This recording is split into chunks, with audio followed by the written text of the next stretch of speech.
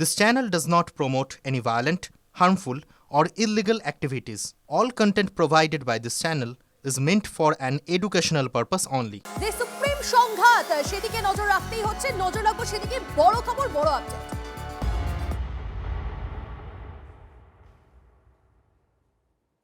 I-PAC কাণ্ডে এবার supreme কোর্টে ইডি ভার্সেস মমতা সংঘাত এবার আরো বড়। হাইকোর্টে শুনানি মুলতবি হয়ে যায়। বিকল্প আইনি রাস্তার খোঁজে ইডির লিগ্যাল সেল।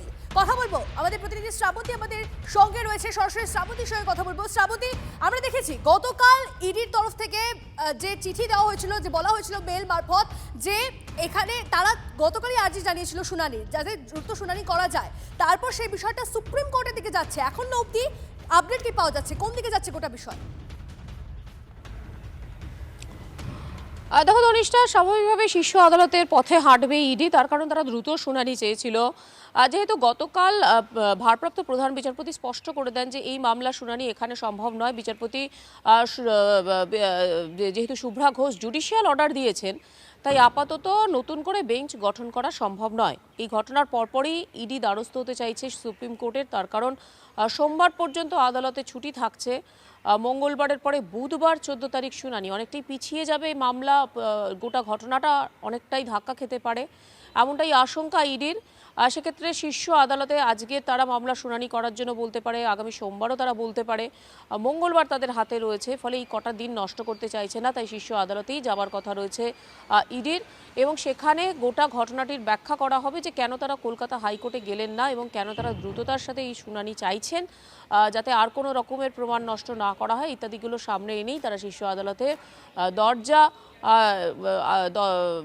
বলতে পারেন যে শীর্ষ আদালতের কাছে তারা এই আর্জি নিয়ে যেতে পারেন, এমনটাই আমরা খবর পাচ্ছি তনিষ্ঠা। বেশ বেশ, ধন্যবাদ শ্রাবন্তী।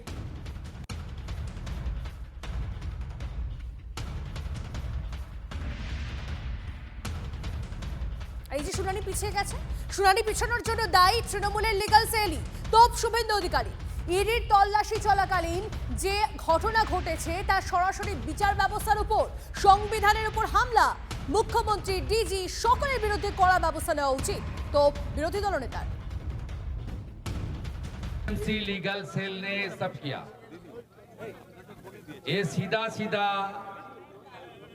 जुडिशियरी के ऊपर, कॉन्स्टिट्यूशन के ऊपर हमला है। ईडी की ओर से जो कोर्ट में आज पिटीशन किया वो बहुत सही पिटीशन है। सबका सीसीटीवी और वीडियो फुटेज में आया है।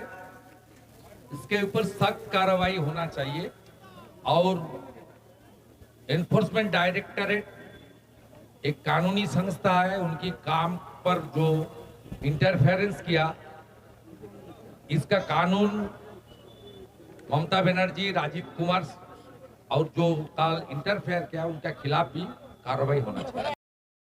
এই মুহূর্তে আমরা যোগাযোগ করে নিয়েছি তৃণমূলের আইটি সেলের ইনচার্জ দেবাংশু ভট্টাচার্যের সঙ্গে। দেবাংশু, শুনানি পিছানোর জন্য দায়ী তৃণমূলের লিগ্যাল সেল, শুভেন্দু অধিকারী এমনটা বলছেন, কোনোভাবে যুক্ত নাকি আপনারা? না, শুনানি পিছনোর জন্য আবার কে দায়ী হতে পারে? বিচারপতি মনে করেছেন শুনানি পিছনো দরকার, তিনি পিছিয়েছেন। কি বোকা বোকা কথা বলছেন সকাল সকাল উঠেন উনি, শুভেন্দু বাবু। আসলে ব্যাপারটা হচ্ছে ইডিকে আজকে সুপ্রিম কোর্টে যেতে হলো। আপনি আমার একটা কথা বলুন, পরবর্তী তারিখ পড়েছিল ইডির 16 তারিখ, আজকে হচ্ছে অলরেডি 10 তারিখ, মাঝে 6টা দিন, কিন্তু তাদের 6টা দিনের তর্স হইল না। হ্যাঁ দেবাংশু বলুন। বলছি তাদের 6টা দিনের তর্স হইল না, তারা 6টা দিন অপেক্ষা করতে পারলো না।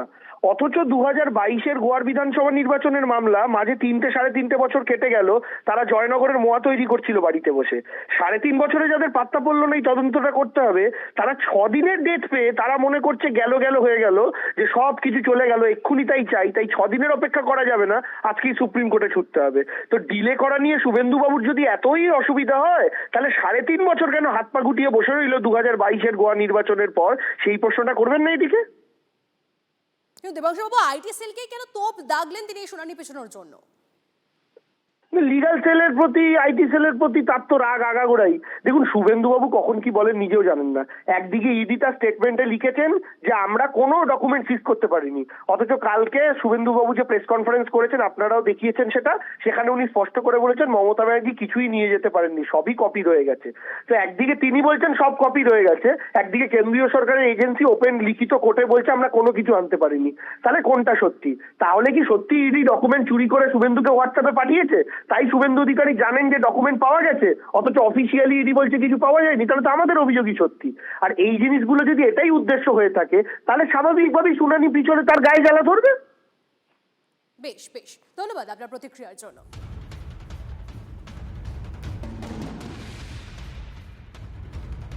বাংলায় কোনো কিছু সিস্টেমে নেই, কেউ সুরক্ষিত নয়, চোর লুটেরাদের সরকার হয়ে গিয়েছে। তৃণমূলকে তোপ দিলীপ ঘোষের, কোর্টে শুনানি করতে দেওয়া হচ্ছে না। বাংলাদেশের মতো পরিস্থিতি এ রাজ্যেও হচ্ছে। তৃণমূল সরকারের বিদায় হবে দাবি বিজেপি নেতার। বাংলায় কোনো কিছুই আজকে সিস্টেমে নেই, আর কেউ সুরক্ষিত নয়। যদি ইডির রেড হচ্ছে, মুখ্যমন্ত্রী চলে যান সেখানে, ফাইল ছিনিয়ে নিয়ে আসেন, তার সঙ্গে চিফ সেক্রেটারি থেকে আরম্ভ করে পুলিশ কমিশনার থেকে আরম্ভ করে সবাই চলে যায়, পুরো সরকার চলে যায়। তো পুরো সরকারটাই এখন লুটেরাদের সরকার, চোরেদের সরকার হয়ে গেছে, আর ডাকাতদের হয়ে গেছে। নাহলে আদালতে পর্যন্ত হামলা এর আগেও দেখেছি, শুনানি করতে দেওয়া হয়নি, চিৎকার চেঁচামেচি করে বিচারককে ঘেরাও করা হয়েছে। তো ভারতবর্ষের কোথাও এই দৃশ্য দেখি না আমরা। এই যে গন্ডগোল, এই যে লুটপাট বাংলাদেশে যা চলছে, ওখানে বাড়িঘর লুট, আগুন লাগিয়ে দিচ্ছেন সরকারি সম্পত্তিতে, এখানেও ধীরে ধীরে সেই পরিস্থিতি হবেই। আর যেটা যত বাড়বে তত তাড়াতাড়ি বিদায় হবে। গত 15 বছরে এমন ঘটনা এই বাংলায় ঘটতে দেখা যায়। রাজ্য সরকারের বিরুদ্ধে পিটিশনে কেন্দ্রীয় এজেন্সি মমতা বন্দ্যোপাধ্যায়ের নাম করেছে। কেন্দ্রীয় এজেন্সির অভিযোগ, মমতা বন্দ্যোপাধ্যায় তদন্তে হস্তক্ষেপ করেছেন, আইন শৃঙ্খলা ভঙ্গ করেছেন এবং ডিজিটাল ডিভাইস ও জরুরি নথি কেড়ে নিয়ে চলে গিয়েছে। এমনকি মুখ্যমন্ত্রীর বিরুদ্ধে সিবিআই তদন্তের পক্ষেও সওয়াল করা হয়েছে ইডির তরফে। ইডির বিরুদ্ধে পাল্টা মামলা রুজু করেছেন মমতা বন্দ্যোপাধ্যায়। শেক্সপিয়ার সরণি ও ইলেকট্রনিক কমপ্লেক্সে থানায় নিজে ইডির বিরুদ্ধে এফআইআর করেছেন মমতা বন্দ্যোপাধ্যায়। ममता जी, आपको घबराहट क्यों है? वहां कुछ बहुत सेंसिटिव था जिसको निकालना जरूरी था। She was trying to rescue something sensitive implicating her. বেশ করেছে, হিম্মত থাকলে যাক, কোর্টে বুঝে নেব। বেশ করেছেন মুখ্যমন্ত্রী। আমার দলের আভ্যন্তরীণ যেটা চুরি করবে, এই চোরগুলোকে মাথায় তুলে নাচতে হবে নাকি? মমতা ব্যানার্জিকে কাস্টডিতে নিয়ে তিনি ওই ল্যাপটপ, ওই আইফোন, তার কি তার উপর উনি কি বিজ্ঞান চালিয়েছেন, সেটা কোর্টের সামনে, আদালতের সামনে, তদন্তকারী অফিসারদের সামনে পরিষ্কার করে বল। এই বাকযুদ্ধের চেয়ে শত সহস্র গুণ তীব্র আইনি যুদ্ধ। ইডি ও দিদি দুই শিবিরই পরস্পরের দিকে তীক্ষ্ণ অস্ত্র তাক করে প্রস্তুত। তৃণমূলের অভিযোগ, নির্বাচনী কৌশলী প্রতীক জৈনের বাড়ি থেকে তৃণমূলের কৌশল ও প্রার্থী তালিকা হাতিয়ে নিয়েছে কেন্দ্রীয় এজেন্সি। আমাদের সব ডেটা চুরি করার ওপর হামলা নিয়ে, মিথ্যে আমার নামে কেস বানিয়ে তুমি যদি আমার বাড়িতে চুরি করতে আসো, আমি চেষ্টা করব না চুরিটা আটকাতে? বলুন তো। কয়লা দুর্নীতির তদন্তে কিভাবে আইপ্যাক ও প্রতীক জৈনের যোগসূত্র মিলেছে, রাজনৈতিক ষড়যন্ত্রের অভিযোগ কার্যত খারিজ করে আদালতে সেটাই দাবি করেছে ইডি। ইডির দাবি, কলকাতা থেকে গোয়ায় গিয়েছে কয়লা পাচারের 20 কোটি টাকা। কান্তিলাল ফার্ম নামের সংস্থার মাধ্যমে টাকার লেনদেন। গোয়ার সাগর কুমার প্যাটেল নামে এক ব্যক্তির কাছে পৌঁছয় টাকা। অক্টোবর 2023 ও জানুয়ারি 2024 দু দফায় জেরা সাগরকে। মেসার্স এএসএম ইভেন্ট টেকনোলজি সংস্থার কর্মী সাগর কুমার প্যাটেল। আইপ্যাকের হয়ে কাজ করে এই সংস্থা। 2021-22 ইভেন্ট ম্যানেজমেন্ট সংস্থাকে বরাদ দেয় আইপ্যাক। গোয়ার ইভেন্টের জন্য আইপ্যাককে 20 কোটি টাকা দেওয়া হয়। সে সময় গোয়ায় আইপ্যাকের কাজ দেখতেন প্রতীক জৈন। কি খোয়া গিয়েছে? কেন্দ্রীয় এজেন্সির অভিযোগ, ইডির বেছে রাখা নথি জোর করে নিয়ে যায় পুলিশ। মাঝপথে বন্ধ করে দেওয়া হয় ডিজিটাল ডিভাইস থেকে ডেটা সংগ্রহের প্রক্রিয়া। কম্পিউটার থেকে উদ্ধার করা তথ্য, ইমেল, সিসিটিভি স্টোরেজ। আইপ্যাকের কর্মীদের বাজেয়াপ্ত করা ফোন নিয়ে যায় পুলিশ। কেন্দ্রীয় এজেন্সির পিটিশনে মমতা বন্দ্যোপাধ্যায়ের নামও একাধিকবার রয়েছে। এটাই সবচেয়ে তাৎপর্যপূর্ণ। আরও তাৎপর্যপূর্ণ, সিবিআই তদন্তের পক্ষে সওয়াল। তল্লাশিতে বাধা, হাইকোর্টে সিবিআই তদন্ত দাবি। মুখ্যমন্ত্রীকে মামলায় যুক্ত করে তদন্তর দাবি। মুখ্যমন্ত্রীর ভূমিকা তদন্তের আওতায় আনার আর্জি। পুলিশ অফিসারদের ভূমিকাতেও তদন্তের আর্জি। খোয়া যাওয়া নথি, ইলেকট্রনিক ডিভাইস বাজেয়াপ্তের আর্জি। সল্টলেক ও লাউডন স্ট্রিটের সিসিটিভি ফুটেজ সংরক্ষণের আর্জি। তল্লাশিতে যুক্ত ইডি অফিসারদের আইনি রক্ষা কবচের আবেদন। সন্দেশখালীতে রেশন দুর্নীতির তদন্তে শেখ শাহজাহানকে ধরতে গিয়ে আক্রান্ত হয়েছিল কেন্দ্রীয় এজেন্সি। সেই ঘটনা সিবিআই তদন্ত হচ্ছে। এবার কয়লা কেলেঙ্কারিতে বাধার অভিযোগ তুলে সিবিআই তদন্তের পক্ষে সওয়াল করা হলো। কেন্দ্রীয় এজেন্সি কি সল্টলেক ও লাউডন স্ট্রিটের সঙ্গে সন্দেশখালীর ঘটনাকে এক সূত্রে দেখছে? আইপ্যাকের অফিসে ইডি তল্লাশির প্রতিবাদে পথে নেমে বিজেপিকে নিশানা মমতার। বাংলা কোনোদিন মাথা নত করেনি, করবেও না। চোরদের চুপচাপ দেশ পার করে দিয়েছে বিজেপি। নীরব মোদীর প্রসঙ্গ টেনে কেন্দ্রকে তোপ মমতার। 26-এ বিজেপির পতন, দিল্লিতে বিজেপি সরকার থাকবে না, দাবি মমতা বন্দ্যোপাধ্যায়। বাংলায় করলে হামলা, বাংলায় করলে জুমলা, বাংলা দেখাবে বাংলা। বাংলা কি জেনে রাখো, কোনোদিন মাথা নত করেনি, করবে না। তোমরা চোর ডাকাত গুলো, নীরব মোদী চোর নয়, চুপচাপ পাঠিয়ে দিয়েছে বিদেশে। তোমার লুক আউট নোটিস থাকতে কি করে পাঠাও? Who is responsible? There are some Mallya মালপোয়া ব্যাংক বিক্রি করে দিয়ে তাদের নীরবে নিঃশব্দে দেশ পার করে দিয়েছে। তুমি মহারাজ সাধু হলে আজ, আমি আজ চোর বটে, লজ্জা করে না? জেনে রাখো তোমাদের হচ্ছে ক্ষয়। 26-এ আমাদের পতন হবে না, তোমাদের পতন হবে। তোমাদের অধঃপতন শুরু হয়ে গেছে। দিল্লিতে বিজেপি সরকার থাকবে না, থাকবে না, থাকবে না। ওরা জোর করে মহারাষ্ট্র দখল করেছে, ভোট চুরি করে নির্বাচন কমিশনকে দিয়ে। পরিষ্কার বলছি, নির্বাচন কমিশন আমাকে কি করবে? ঘেচু করবে। আগেরবার ইলেকশনে আমার 24 ঘন্টা ক্যাম্পেইন করতে দেয়নি, আপনারা দেখেছেন।